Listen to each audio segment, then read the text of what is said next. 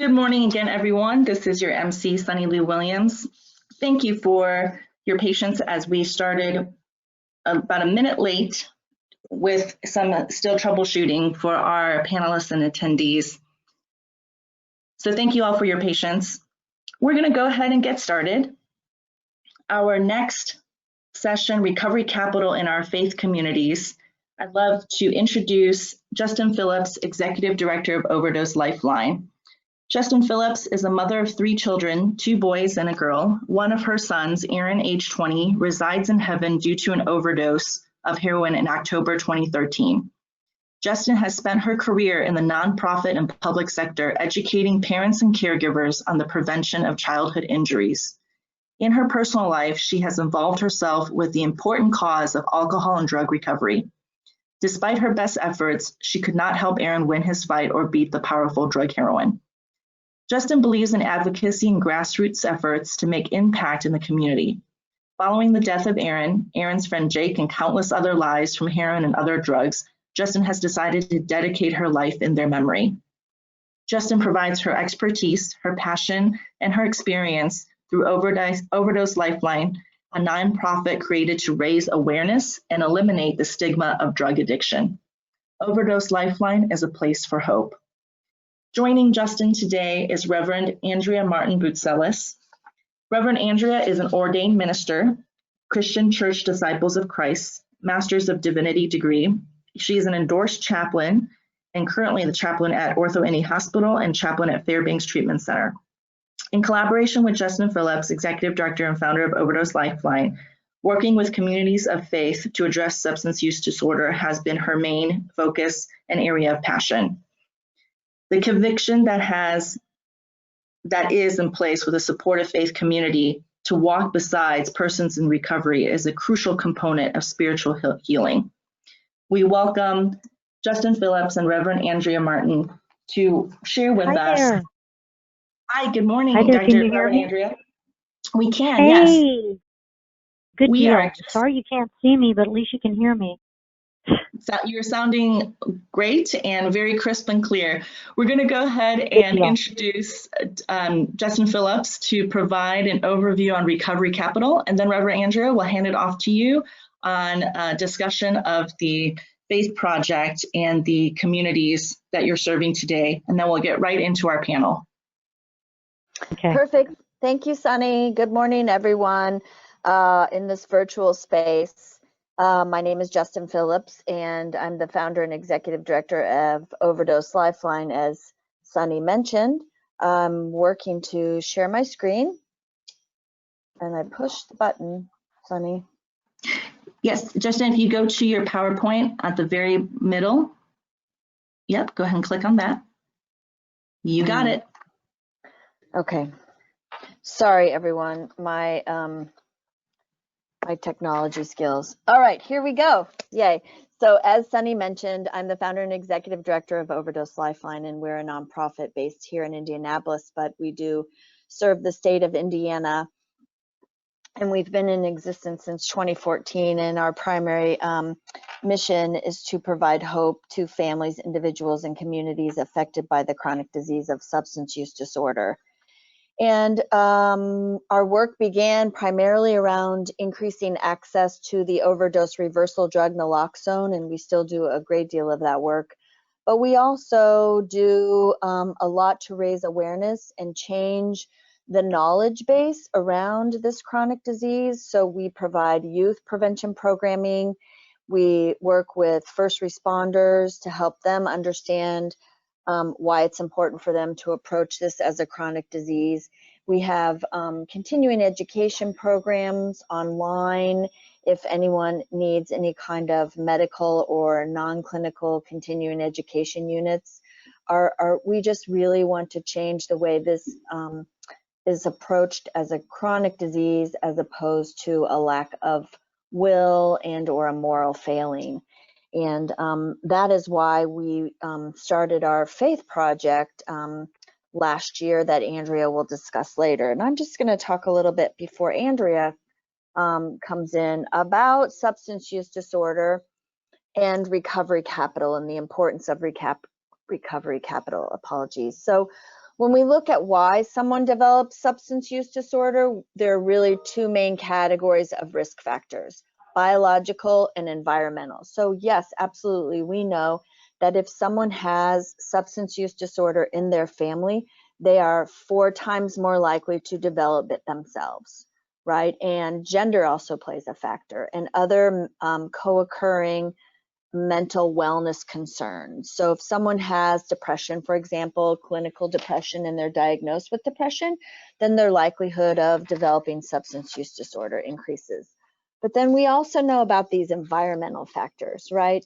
So if an individual comes from a chaotic home, or there's abuse within the family, or their family's use and attitude around substances, you know, is we use together as a family, which is a common thing. Intergenerational drug use is it happens.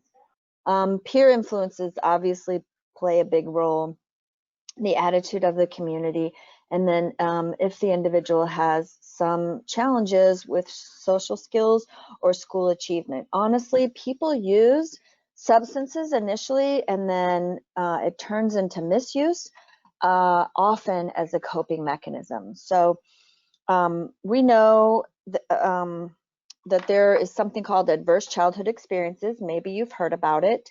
It's called an ACE score. And actually, adverse childhood experiences have been around for a while. The research is old, but we just now are beginning to understand the value of what an ACE score actually means for an individual and their ability to approach life, honestly, and what we like to say sometimes is life on life's terms. And so if an individual has an ACE score, a high ACE score, so an ACE score is determined by 10 questions. So those questions can be, were your parents divorced, ranging to, did you witness violence in your home? So the higher an individual's ACE score, the more likely that they will also have a risk factor for substance use disorder. And understanding someone's ACE score and understanding someone's story, right, that they come to the situation with, I think would all allow us to be a little bit more compassionate in our dealings with one another. And that sort of plays into what we know to be a human need for meaning and connection. So I just have some quotes here that I think are important around meaning and connection. And substance misuse is often a direct result of an individual's need for meaning and connection. And connection and recovery capital, which I'll talk about in a minute, are key ingredients to success for someone to find recovery from this chronic disease. So these quotes here just discuss, and Gabor Maté is a very famous addiction specialist, and he talks about addiction arises out of dislocation. The absence of meaning is yet another dislocation that we human beings, spiritual creatures that we are, cannot well endure. And we find ourselves now in this situation with this pandemic and required social isolation. We have seen an increase, unfortunately, in mental unwellness and substance misuse, and a rise in opioid overdose. And it all relates to this need for meaning and connection. So we talk about recovery capital as a concept and something that's required, honestly, for success for someone to find and maintain their recovery. So social capital, we're familiar, I think, with that concept, and it's about the resources that we have available to us in its most simplest form. It's the breadth and depth of internal and external resources that we can draw upon to find recovery. So we have personal recovery, right? So this is our physical and human capital. So are our basic needs met? Do we have clothing, food, shelter? Do we feel safe? Do we have access to transportation? These basic needs, if we cannot meet them, interfere with our ability to find recovery, and they also contribute to our need to misuse substances, honestly. Do we feel efficacy around our ability to change our circumstances? Would be another personal recovery skill. Then we have family and social recovery capital. Okay, so how are our family relationships? Do we feel supported by our family if we come to them and admit our substance misuse? Do we understand that we can share our misuse and not be ridiculed or shamed by our family? Do we feel supported at a social event with our family if we choose not to partake in alcohol? And then we have community recovery capital, and community recovery capital is very big and it's very important. And some of these examples are listed here, and Andrea is going to talk further about the cultural capital, but community recovery capital, is how much access do we have to recovery supports? First of all, depending on where we live in this country, in the state of Indiana, there may not even be treatment available. And again, during this COVID situation, treatment resources have even been more minimized. So while we've increased access to telehealth, we've decreased the ability for individuals to enter inpatient treatment and detoxification, which are very required. If I live in a rural area, it's much harder for me to find access to treatment resources. In Indiana, we only have 5 addiction psychiatrists. So our resources within certain communities are very limited for our recovery capital within our community. Then we have recovery supported institutions like high schools, colleges, recovery supportive housing. It's very important for an individual after treatment to find a way to live in a recovery supported community as opposed to going directly home. Access to 12-step recovery, Celebrate Recovery, those other supportive peer-led groups are very important and part of community recovery capital. And then finally, we have cultural capital, which is also very important as a mechanism of recovery capital, and that is support in our cultural and our faith-based beliefs. So I'd like now to turn it over to Reverend Boutsellis so she can talk more about that cultural capital, the recovery capital that we can find within our faith community, and why our faith project is so important to contribute to the recovery of an individual suffering from substance use disorder. Thanks, Justin. Hello, everybody. Can you hear my voice okay? Loud and clear, Reverend Andrea. Okay, thanks. So yeah, just to speak a little bit further for Overdose Lifeline, what we started doing, I started doing with Overdose Lifeline and Justin, is we formed what we called was our faith mission, and it was an acronym really for faith fighting addiction in Indiana through hope. And we started this project because we wanted to address the epidemic, but we wanted to go into the churches and the houses of worship and talk about coming what we refer to as a recovery-minded church.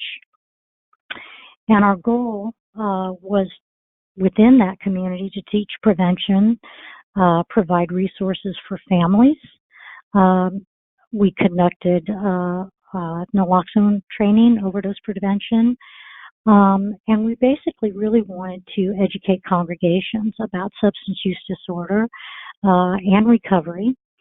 And a really big item, working to erase the stigma of addiction and serve as a bridge of recovery for the interfaith community. So you might ask, well, what does that term recovery-minded church mean? Because that was something that was kind of the focus of my presentation and working with Justin in this area with the churches and again worship communities. And a recovery-minded church is a church that, in essence, from the Christian perspective, celebrates their homecoming. Our loved ones perhaps celebrating a homecoming similar to the story of the prodigal son, but coming home after treatment, giving them a place that they could call home, their own church, to discover and recover their true identity as beloved children of God, and their spiritual identity also. And for the church to be a place where they could nurture that spirit, cultivate that, and not only for people who are in treatment or in recovery, long-term recovery, but for their families, which is crucial. And the church is a logical fit for this. So, the restoration, the church, we wanted to, celebrate God's mission of healing and restoration in this world, because that is what really the prodigal God is.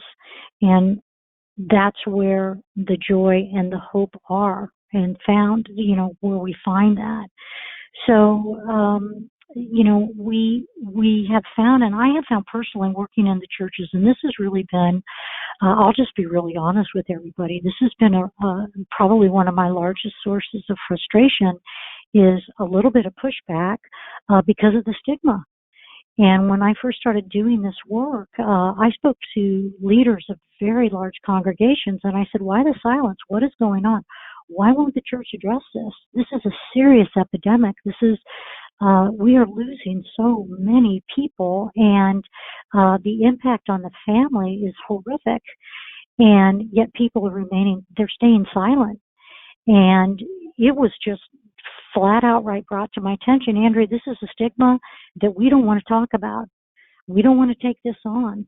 There's a lot of shame around this. People want to come in here and they want to come to the church. They think that, they can listen to a good sermon and that's going to help them work through all this. Well, no, it requires more, because a lot of people aren't educated, and there's a lot of, thinking that is very outdated, and really a huge lack of education. And that's also what we do in our houses of worship, is it's a place of education.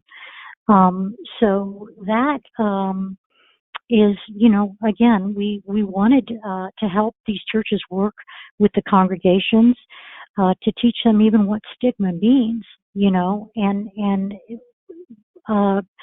to give them tools for loving people with a substance use disorder, a mental health disorder. Often it's a dual diagnosis, and creating a recovery-friendly church.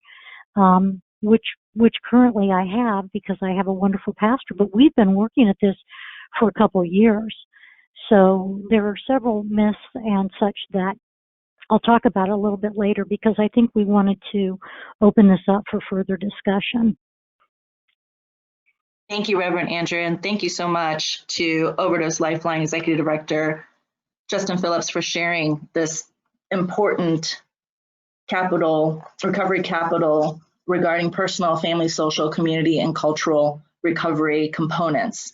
So important to recognize the social determinants of health aspect of this, and specifically when persons in recovery are thirsting for spirituality within their recovery.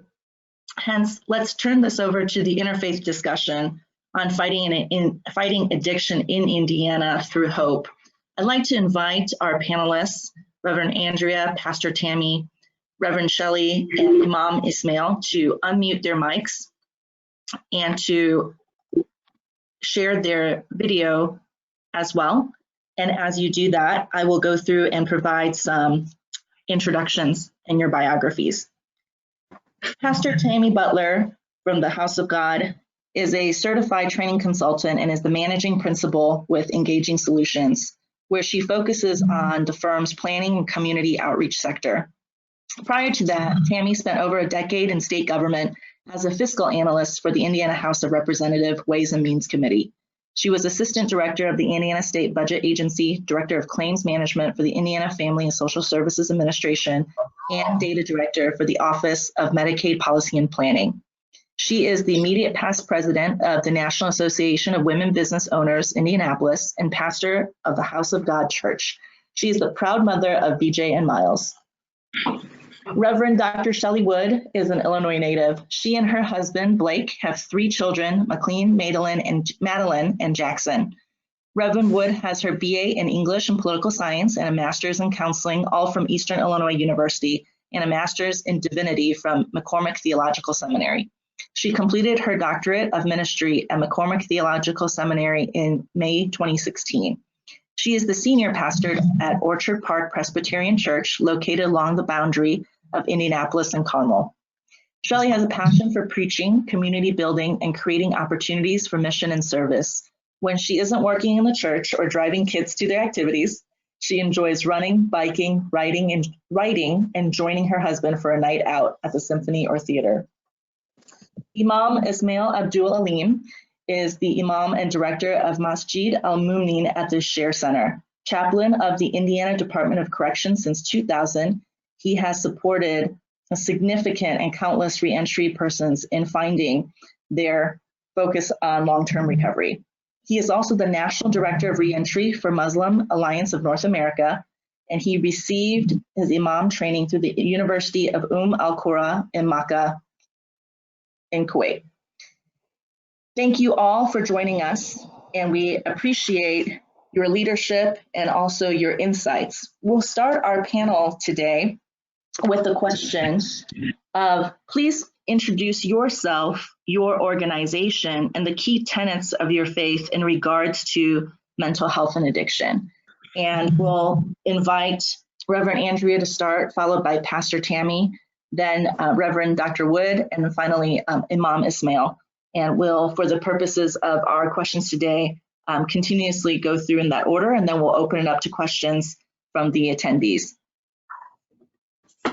Reverend Andrea? Okay, sure. So I'm sorry I'm not on the screen. I'm actually chaplain working right now at the hospital, so I was able to get some time off to join you today. I don't know if you were able to read my biography. I was kind of so intrigued with everybody else's. And I just have to say to Ismail, I love the chaplains and working with people like you do. I had to tell you how much respect I have for you for your work. I know that's not easy. Shelley, I've heard of you and I've heard of your work. You're right around the corner from where I live, and you're a legend in the circles of people that I've spoken with. And Tammy, it's nice to sit here and talk to you as well, to see all of your faces. I am a graduate of Christian Theological Seminary in Indianapolis and have my master's degree there. Most of my ministry has been doing chaplaincy work. I also work at Fairbanks Treatment Center as their chaplain. And I've done a lot of work with Justin, obviously, and also another nonprofit called POW, which is Parents of Addicted Loved Ones. And I have a meeting on Monday nights at my church, which is Carmel Christian Church, directly across the street from Carmel High School, where we do support group for the parents of addicted loved ones, substance disorder, including any kind of substance you can think of, as well as alcoholism. And I don't just have parents, I have grandparents who are raising their grandchildren. I have spouses, brothers, sisters, people that need support, and they do it confidentially because they're not always getting the support that they need in the churches that they attend. So I guess if you guys would like, I can start with where I started with my church over 2.5 years ago. I'll be very transparent. I dealt with this in my own family.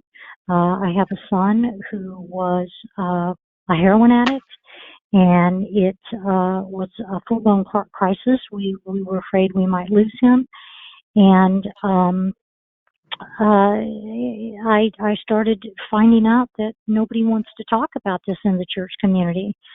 and they'd rather sweep it under the rug. And by the grace of God, my son's been sober now for 3 years this past week. But you know what? That's not the case for everybody. And I literally here at the hospital just talked to a mother who just lost her son to addiction. And so it's nice to be a chaplain because people can talk to you openly and confidentially. And I think we should be able to have more of these discussions in the church. So when Justin and I went out and started talking last year and started talking about the recovery-minded church, really what I felt was really important was dispelling myths. And some of those are, right off the get-go, is that people don't recognize that substance use disorder is a medically diagnosed disease and it needs to be treated medically. And that the churches and any spiritual care communities need to know that information right there. It is a mental obsession and a physical compulsion. It's both mental and physical, and I will add a huge piece of it is spiritual, and that's the huge component of recovery. We are encouraging churches to be recovery-minded churches an abundance of ways. Do you have AA meeting in your churches? Do you have Celebrate Recovery meetings in your churches? Do you have a go-to person that has kind of been designated by the churches as somebody you can safely confide in? Do your pastors, have your senior pastors, the leaders of the church, have they been trained for naloxone training? Do they actually have naloxone in their offices? If one of the congregants is going to come and talk to their pastor, wouldn't it be nice if they all, each and every one of us had naloxone and we could say, look, this is what you need to have if you have a loved one who is in active addiction. This saves lives. And Justin is the expert on that. But we've done a lot of naloxone trainings with a lot of pastors and church leaders. But the stigmas that I want to go back to, I digress there, the dispelling the myths. Number one, that is addiction is a sin. And quite frankly, I think that is the worst one. Just to have the word sin associated to a person's behavior when they may not know the theological understanding of the word or the origins of the word, automatically will put people on the defense or make them feel unworthy and make them feel bad. And, you know, most of us have a hard enough time with our sense of self, much less somebody who's suffering from substance use disorder. This is not something that anybody would choose. Another myth to dispel is that addiction is God's punishment or a sign of God's judgment.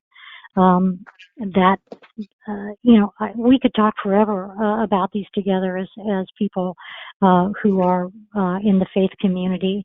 Another one, and this is absurd, but people still think it's a demon possession in some cases. Another one is addiction doesn't happen to church people. Yes, it does. It happens to people everywhere. And once we started openly talking about this in my congregation, people would pull me aside and tell me their stories and tell me about their loved ones who had passed, maybe even 10, 15 years ago, that they've never even been able to talk about it. It gives me goosebumps to say this. Elderly people with tears in their eyes who had lost their children and they never talked about it. Same with the mental health disorder problem. Another myth is once a person who is suffering from addiction is in recovery, they won't relapse. That's not true. It's just not true. Another one is prayer, Bible study, and right belief are enough to cure the problem, the disease of substance use disorder. Those are all myths that need to be dispelled. And we would all do ourselves and our communities great service by arming ourselves with a lot of facts and to be able to address these myths and just outdated ways of thinking. And I'm really surprised, and I guess it's because I've been working in this and living this life, that there are a lot of people who still, this is very foreign to them and harbor a tremendous amount of harsh judgment and stigmatizing. So I think I have talked long enough. I'm going to hand it off. And I hope that makes sense. I don't see anybody nodding heads. I see smiles. I don't know. Thank you, Reverend Andrew, thank you for the thumbs up, Shelley. Reverend Andrew, thank you so much for the dispelling of myths and setting the stage for exactly what our spiritual leaders are facing. For those spiritual leaders that are advocates of reducing the overall substance use disorder mortality and overdoses, and leaders that are coming together to say we have to look at mental health, we have to look at substance use disorder addictions in our community. So to you, Pastor Tammy, could you share with us what your organization is doing today and some of the key tenets of your faith in regards to mental health and addiction? Thank you, Sunny, for the opportunity. I enjoyed listening to Andrea and all the wonderful things that her organization is doing. Once again, Pastor Tammy Butler, I'm the pastor of the House of God Church of Indianapolis.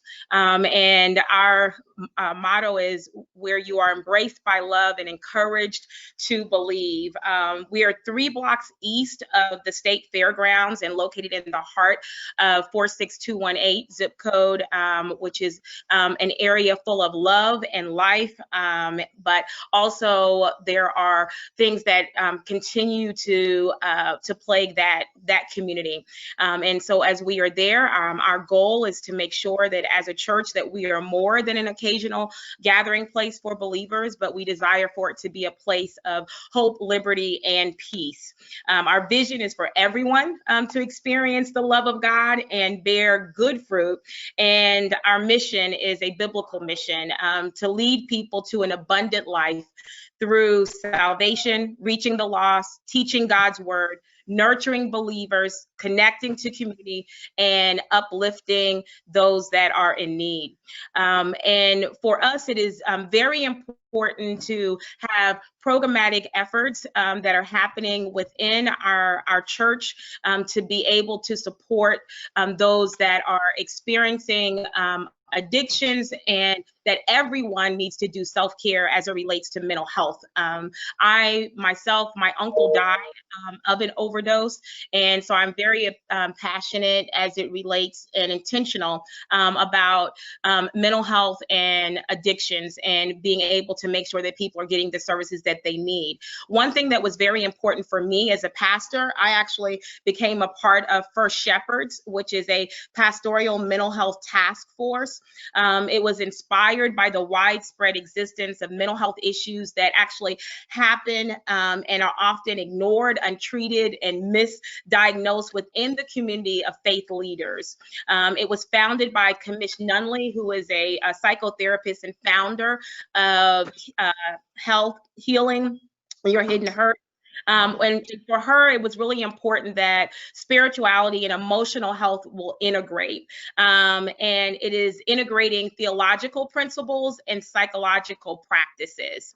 And so after getting that foundation and being a part of First Shepherds and being able to really understand the existence of mental health issues that often go ignored and untreated, as pastor of the House of God Church, we began to do a lot of grassroots programming and organizing. One of the events that we hold annually is a youth empowerment summit for youth, parents, and families.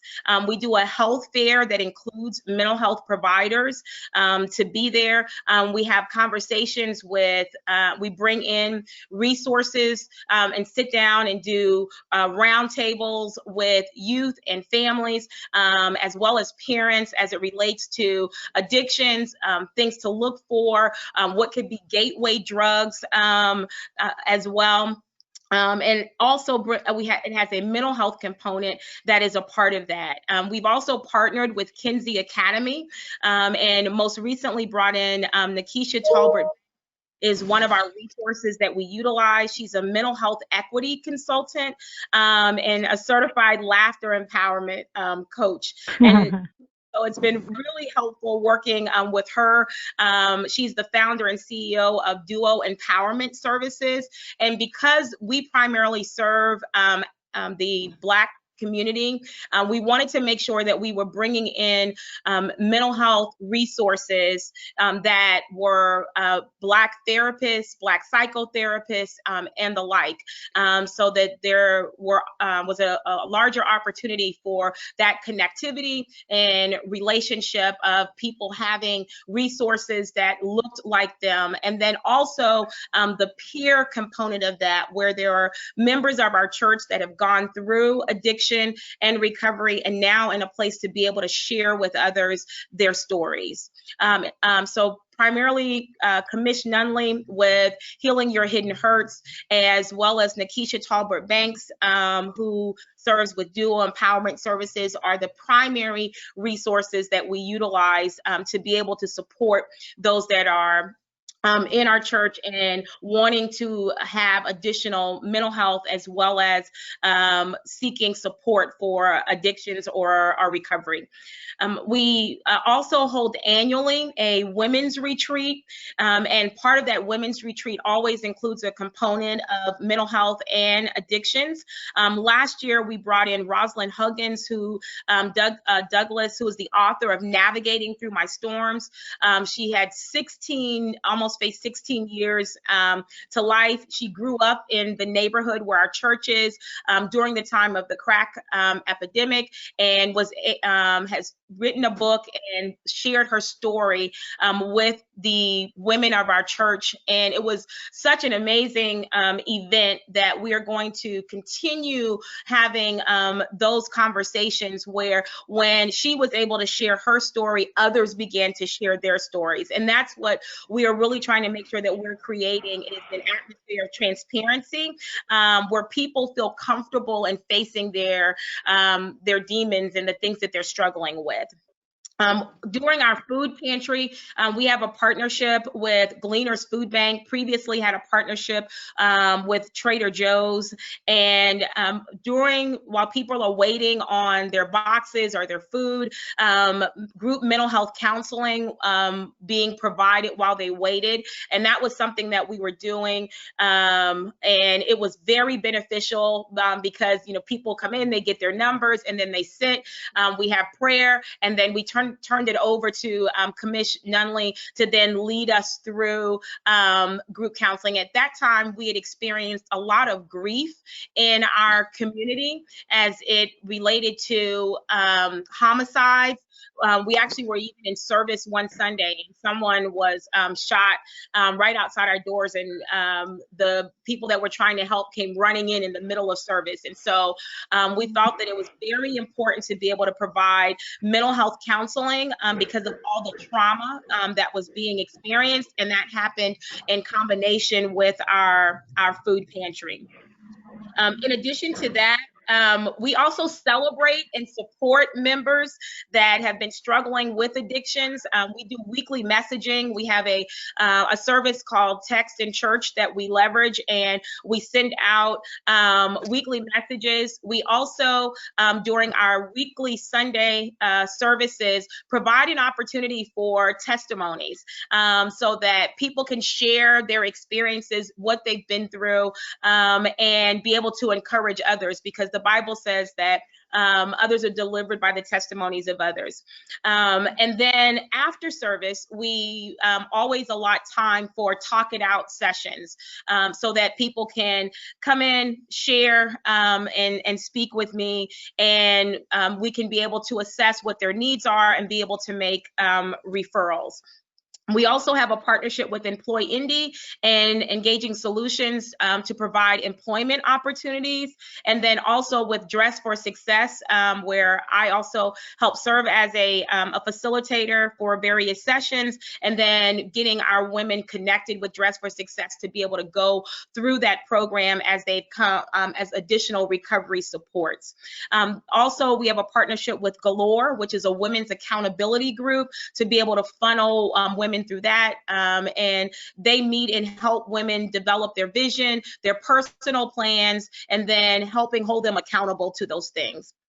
As well as Back on Your Feet, which is a group for homeless individuals that are trying to get back on their feet, that have also struggled with addictions. And we've had worked with them, with members that have gone through our church. And actually, one of our members was the keynote speaker to their most recent banquet that that took place, and able to participate in that. And then every Wednesday night, we do a prayer line at 9 p.m. to help people get through the week, and just to come on and share. And then we pray for the things that are challenges within their lives.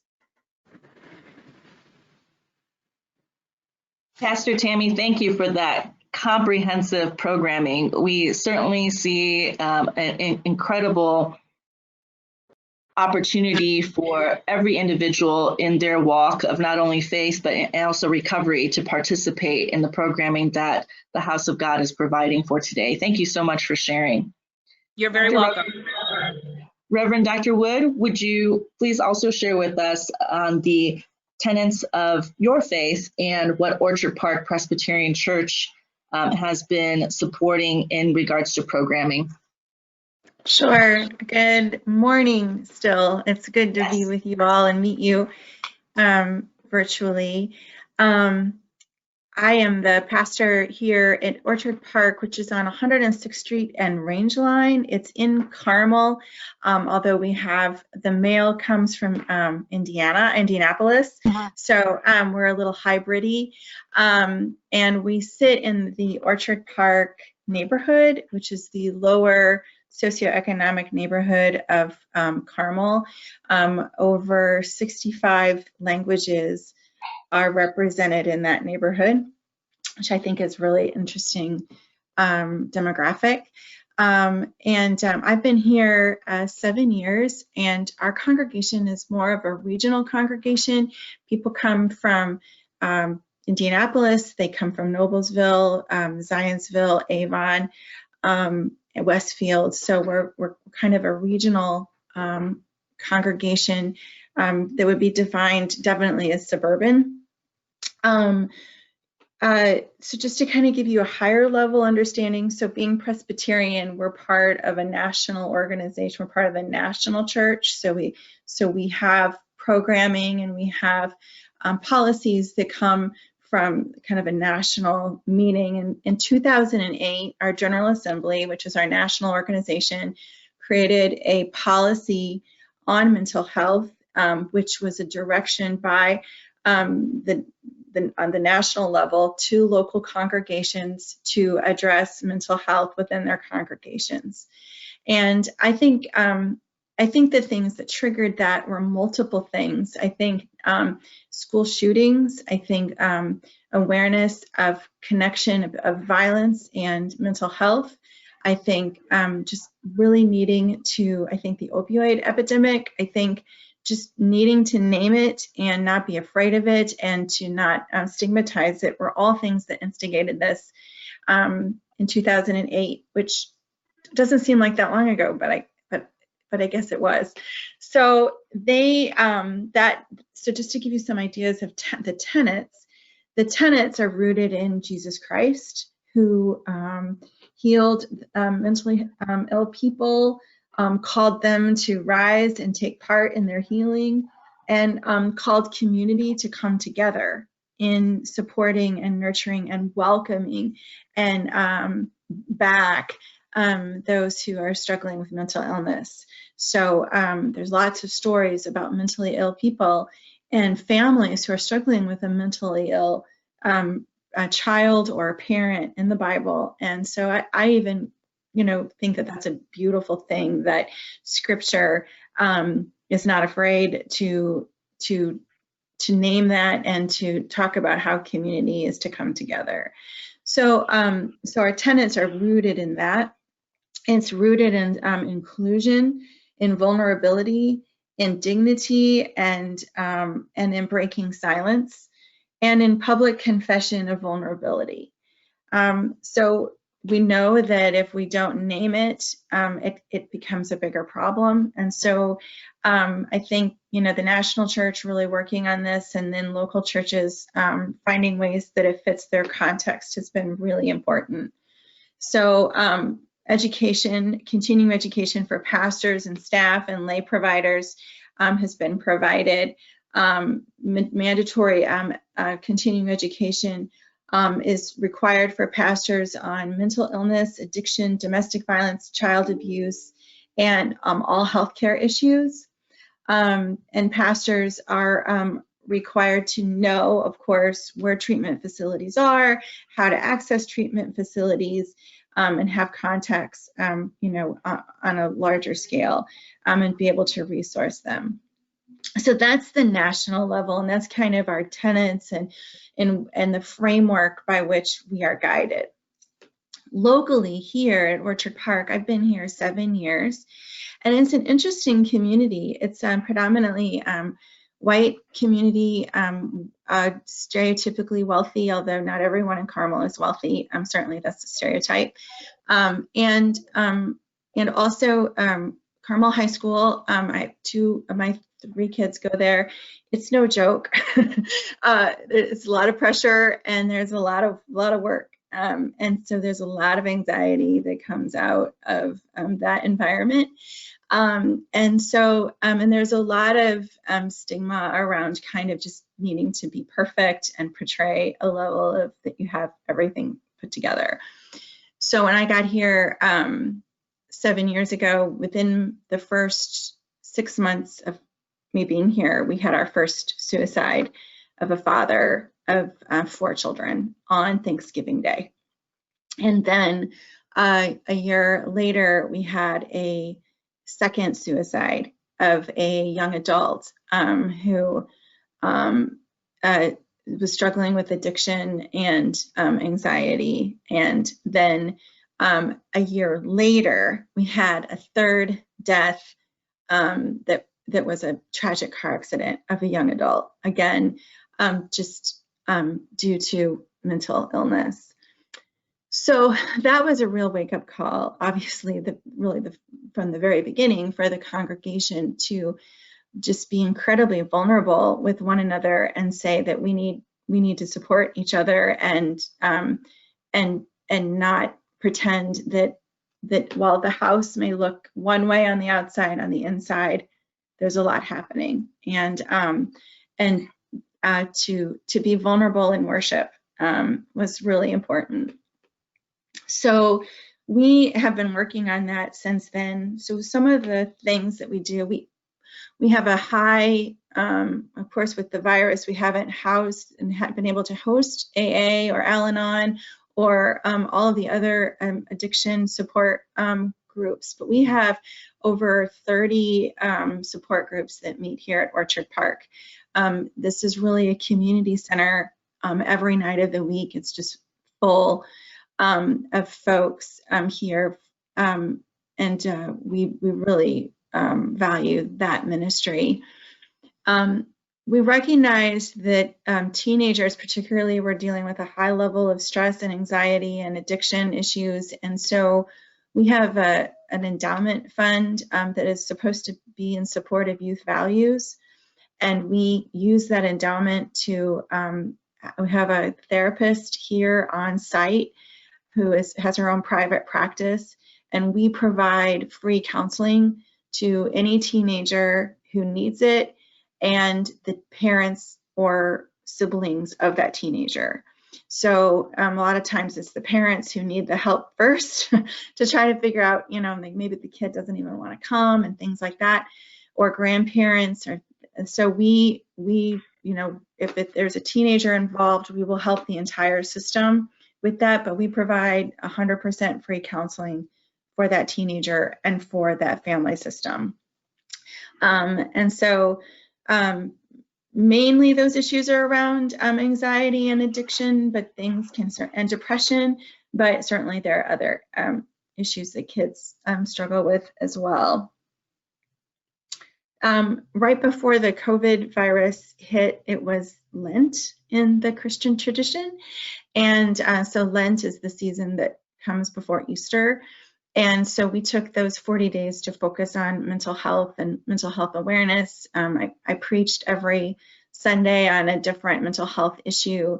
And then we provided just every week, just a different program on a different mental health issue, bringing awareness to the congregation. And then we have, I think at least monthly, we provide little in-services on vaping, on opioid drug use, on awareness. Vaping has been really interesting, especially for parents. Like, anything can be a vape, and we didn't know that, and what does it look like, and how is it used? And I mean, just that awareness for parents was just been really important for us, because I think there's a lot of naivete and a lot of kind of wanting and denial of wanting to think that anything is wrong. So I think that's it. I think that, it's really about attitude in many ways. It's about not being afraid to claim it and name it and pray about it.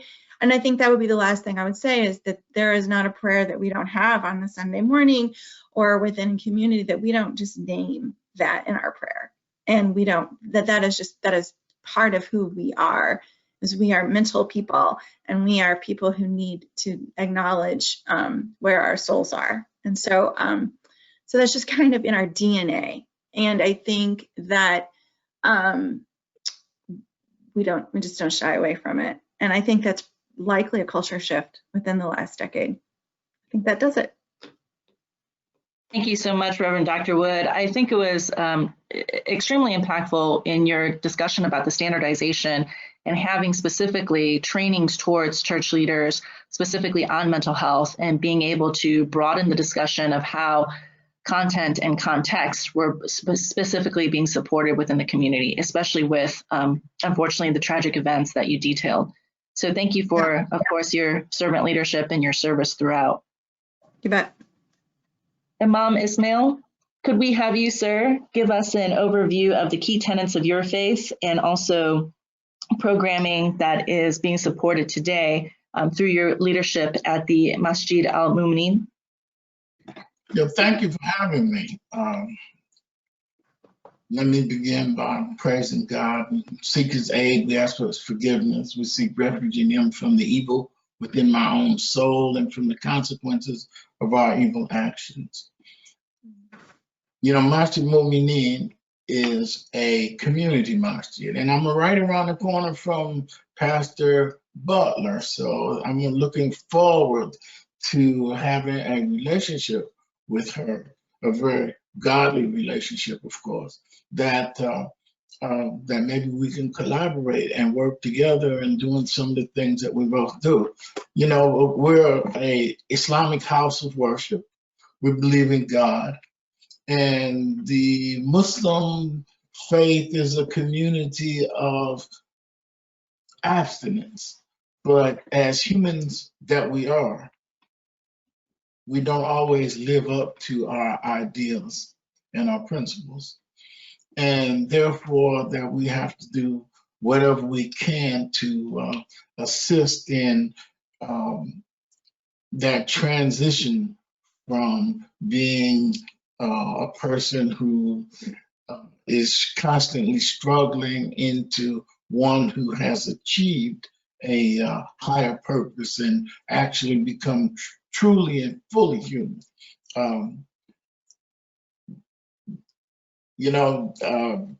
Masjid Mu'minin is many things, but one of the things, and I'm just going to concentrate on that this morning, that is the work that I do, working inside a prison for the last 20 years, and before that volunteering for about 15 years, that we have so many men who come out of the criminal justice system. In Marion County alone, it's estimated that around 5,000 men yearly come out of Indiana and federal prison. And that's not counting the number of people who come out of jails. And what we try to do and what our work is, we know that so many men, I think it's about 75% of people who are arrested, they're intoxicated or under the influence of some kind of substance when they are arrested and when they have committed the crime that they commit. And so when they enter the prison system, you know, basically there's not much, there's not supposed to be any drugs in there. And I you know, that's not happening. But it's not what is out on the street. So when a person comes out, he's clean, he's been cleaned up, he maybe has not had any kind of substance for X number of years. But now he comes out into the world where substance is right there. You know, the liquor store is right across the street from the mosque. And like we said, look, you know, you can go across the liquor store and do whatever you want to, and no one will bat an eye about it. So, you know, the point is that our emphasis is on, you know, we have a program, we call it the Straight Path. And the Straight Path comes from the opening prayer of the 5 daily prayers that we make. It's called, you know, the guide us to the straight path, the path of those who have earned thy grace, who have earned thy blessing. And so we want to move people into that where they have principles and that they have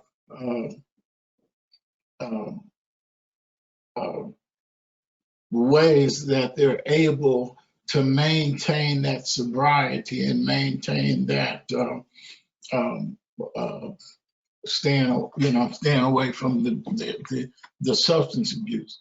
You know, that the challenge is difficult because we got people who come and you know, the majority of people who enter Islam are converts when in prison. They've converted while they're in prison. And so this is something new for them.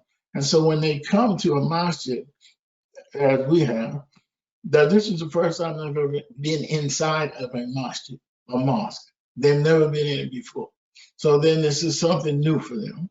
And that, you know, that we want to be able to make them feel very comfortable in the mosque, that because it is different, you know, there's no chairs, there's no pictures, there's nothing like that inside. It's a big empty room, but we want them to be very comfortable, and you know, they come with the baggage, right? They come with baggage. And as was mentioned before, you know, many of them come from the chaotic background of home life. They come from drug environments. They come from, you know, these different places. I worked in parole for a certain amount of time as a chaplain in the parole office. And visiting the homes of men who had just been released from prison and where they were staying was an eye-opening experience for me. And, you know, that, you know, the guy had a little corner over in the side of the room where he's laying on the floor, and that's his space, that's his life, that's where he's living, if he's not in a mission or in some other kind of situation like that. So providing housing and removing them from the environment that is drug, that encourages drugs, you know, then the additional stress of adding, you know, because most of us are minorities, and then they add another minority on top of that, and that's becoming a religious minority. So now we have additional stress on them, and the stress of going to their families and going to their parents and going to different people and saying, you know, this is my faith now. And then being tested by, you know, a lot of guys, their parents come, or somebody from their family will pick them up from prison, And they hand them, as soon as they get in the car, they hand them the marijuana, or they hand them the 40 ounce, or they, we're gonna get you straight right now, So it's a great challenge for us. And, I don't know how effective we are. All you can measure is, are they going back to jail? And hopefully they're not going back to jail. The ones that stick with the program, they're doing pretty well. Unfortunately, I think we've had 4 who were murdered during this time. That stress that, people are confronted with on a regular basis. These guys come out of prison and they've made enemies in the past, before they went to prison, and there's still people who are after them. There's still people, they're still afraid that the so-and-so people are going to come and get them. So, this is a great challenge. And the Muslim community is really diverse. You said you had 67 languages. Pastor Wood, Reverend Wood, Dr. Wood, she said they have 67 languages. I don't know how many languages we have, but I don't think it's 67. But it's a great cross section of kinds of people in terms of, that there's that element that is from, they got out of prison, but then there's the business people who own businesses in the vicinity who also are there.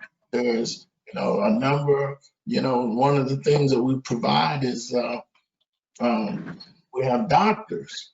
That's a lot of the Muslim doctors, they have a regular health clinic on a quarterly basis where they come in and check people out. So we have some doctors in there. We have all sorts of professionals. We have people from prison. We have and the ordinary people, all kinds of people. It's a great mixture. And that a lot of people, especially a lot of the international community that comes in, they're really not aware of the kinds of problems and the kinds of stress that the people who are in attendance there, that people are going to jail, that people have gotten arrested, that people are, all these other things that's going on, that their children are being murdered. We had two children murdered in the last month, 2 homicides in the last month. So, but they're trying to blend all this together, and those people who are not aware and not conscious of, this the kind of stress that goes on. And I must say, the COVID-19 and the outcomes of minorities and poor people and George Floyd's death had brought a lot of attention to, the kinds of everyday issues that causes people to mental health issues of mental health, issues of drugs and addiction. So that in one sense, that's kind of helpful that these things happen to make us more people, more supportive of the kind of work that we try to do. And let me just finish there. Thank you. Imam Ismail, thank you so much. For all the panelists, we certainly could have a continued conversation all day long. We do want to extend the discussion by just a few more minutes and into 10:55.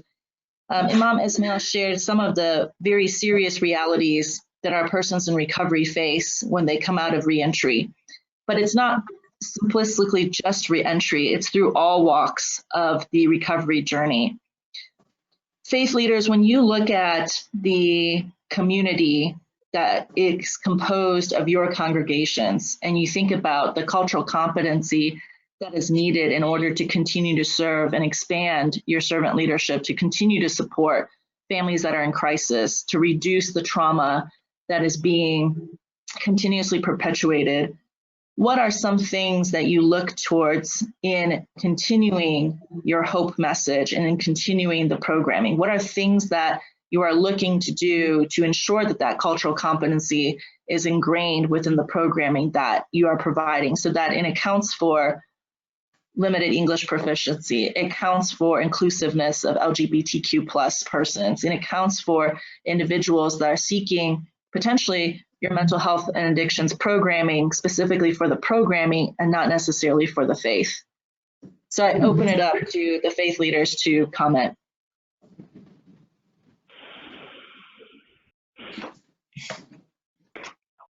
This is Tammy, Pastor Tammy. From my standpoint, I really think that it has to do with capacity. Having more resources available to assist with the capacity of, because the church is meeting so many needs, particularly those that serve vulnerable populations and where there are not a lot of economic resources, and that neighborhood has already been deprived of, resources, grocery stores, for people to tap into to improve their quality of life. And so if the church was able to have more resources to be able to wrap around the individuals that we're serving that are members of our congregation that have these needs, that will give them more sustainability in their recovery. There are, for example, people will come and present themselves that they are at a place where they're willing to go into a facility. We start making calls and there are no beds available.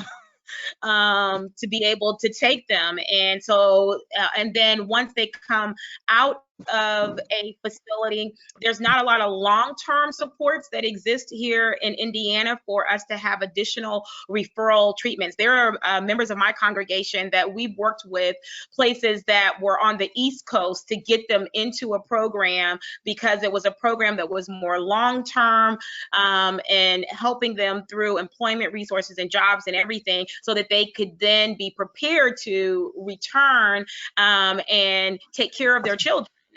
Because I think it's very important from a generational standpoint that a lot of times people will mirror the behaviors that they see if there's no intervention that occurs.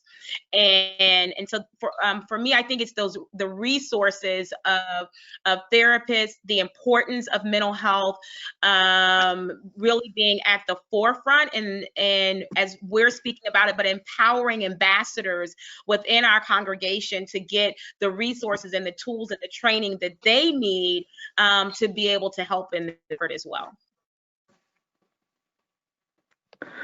Yeah, I would echo all of that, and I would say that I think that our culture is in an epidemic of loneliness. I think that we are connected to our phones and our social media and all of those places that are trying to fill a void that is not fillable with those mechanisms. And I think that the religious communities can be a place that provides real connection and real relationship.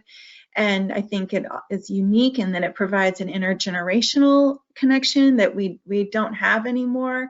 And so I think that there's a chronic loneliness across our country and in our cultures and in every neighborhood. And I think that the faith communities can be a real place of welcome and inclusion, and can really speak to the pain of loneliness, that at the core of our human need is something that kind of at our fundamental level that we need to address.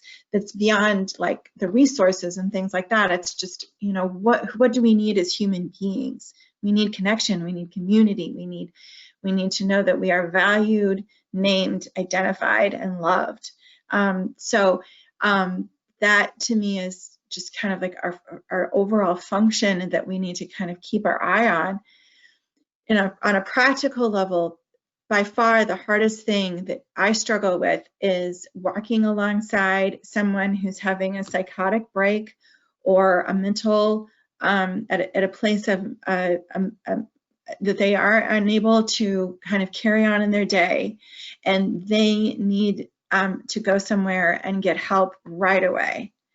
And getting them into the right place, getting them triaged in the right way, letting them see the right person, making that decision to make that call and say, okay, first of all, what bed is open? How do we get there? Knowing, you know, it's really scary for parents to do that with kids, and yet they're scared for their kid, and they've got to go and they've got to make that call. And that just, you know, kid being a 32-year-old kid, you know, but I mean, it's really hard. And then not knowing what it's going to be like when they get there and what that triage will be like. And then really, really hoping that they keep them, because sometimes they only keep them for very long and then they're out. And it's just that nugget is super hard. And it's, as a pastor who's trying to walk beside them, I'm never really sure if I'm guiding them in the right way or if I'm leading them into the right place, because I'm not for sure that they're going to get the help they need. And lastly, I would say psychiatry and appropriate mental health support in psychiatry or psychology, but predominantly psychiatry, is really a high need in our community, of being able to help identify a good psychiatrist, the appropriate psychiatrist for the mental health need, and then getting them in within, you know, I mean, I would take 6 weeks, because sometimes it takes 6 months to get somebody in. And those are real challenges that are everyday life challenges that make it so hard for families to know, like, how do they help someone who is so ill?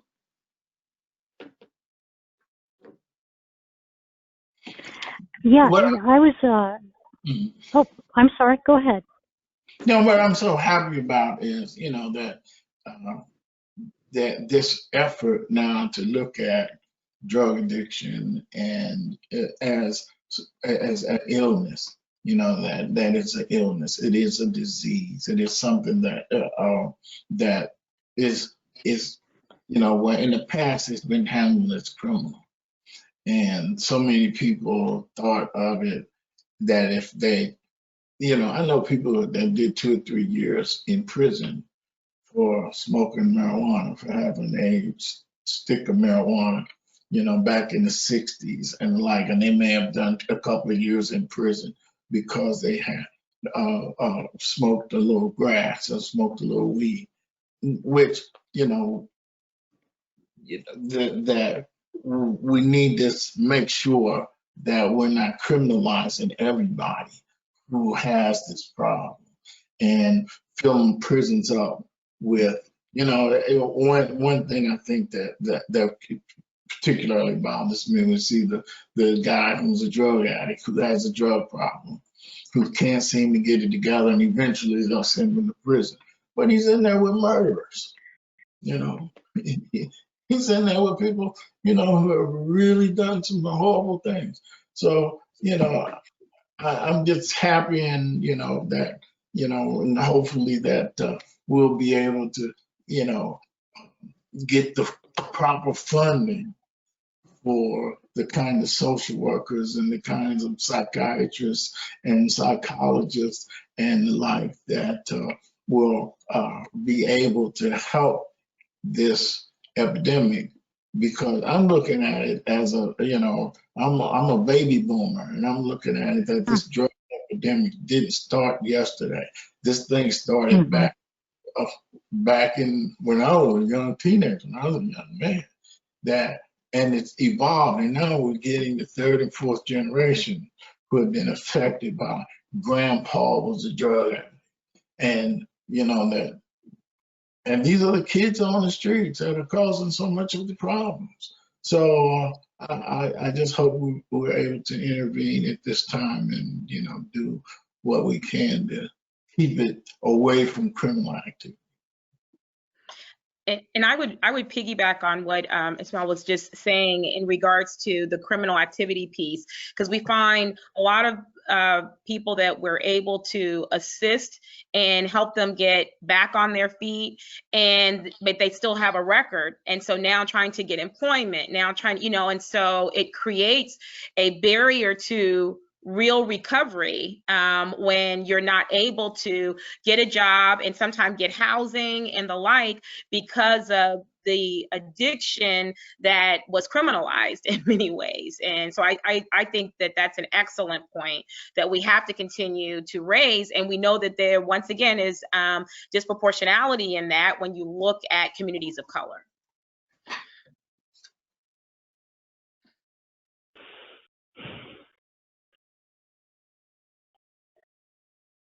Right on.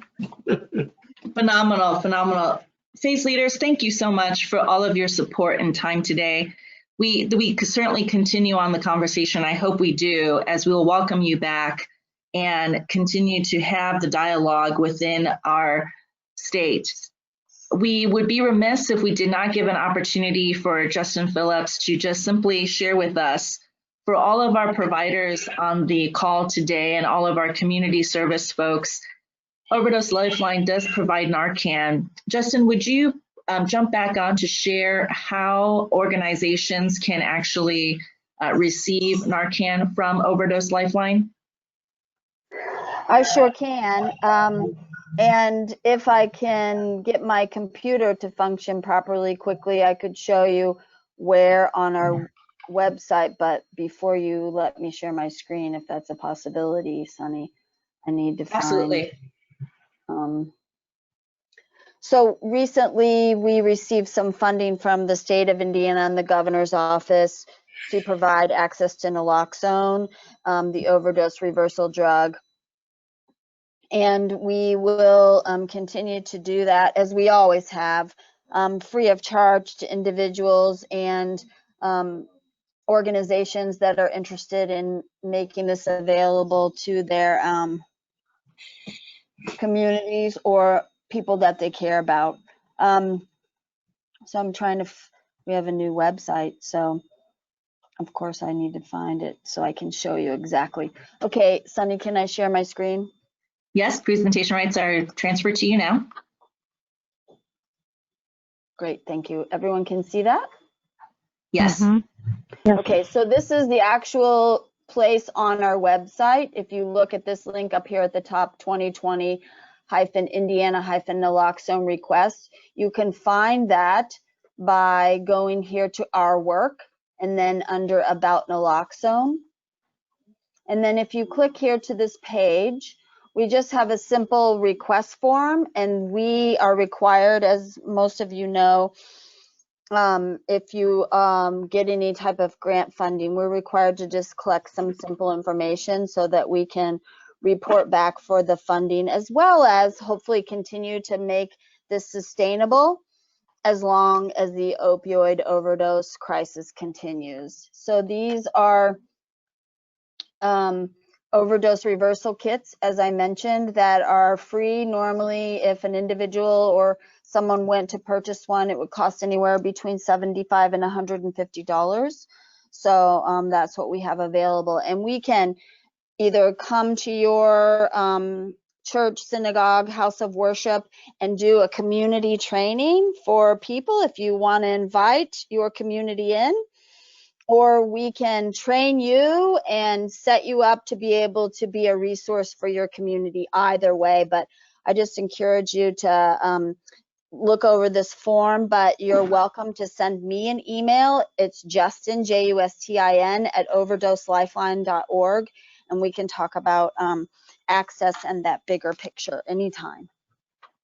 Thank you so much, Justin. Thank you again to all of our faith leaders. We will make sure that the resources Justin has shared will be repopulated in our follow-up email and additional resources supported. Thank you all for your time today. We are going to go ahead and take a 10-minute break to come back for our next session at 11:15.